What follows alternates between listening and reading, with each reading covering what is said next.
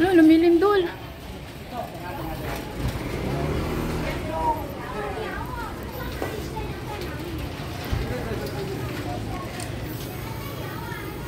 Yung guys, grabe lumilindol ka. Ha? Nanginig ako guys, na lindol, oh. Ah, ang lakas ng lindol.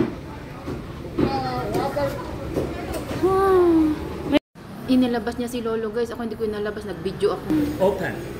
Telephone. Telephone. Yeah. Hantong ha. May, may yutong naga-telephone ma. May yun Mayo. Hala, grabe guys. Ang lakas naman ng lindol guys. So 5.8, nakaka-nervyos. So dito sa baba is ramdam kasi nakaload ako sa... Lol! Grabe! Hala, ang lakas. Ang lakas ng lindol. Grabe yung naglindol guys. Ah, tug ako. Ay, naglindol siya. Hindi niya nga sabihin. Ayan, bumalik na naman. Aftershock. Aftershock yun. Ayan. So just, na-aftershock na siya.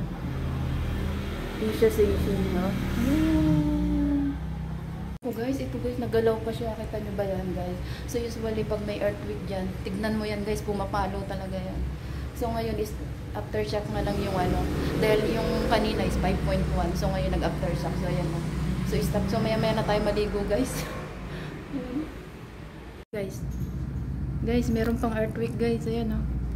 Pa siya. Ano pa rin siya guys, yung hindi pa rin siya tumitigil. Meron pa rin siyang aftershock. Guys, kung makikita nyo yan guys. Aftershock siya guys.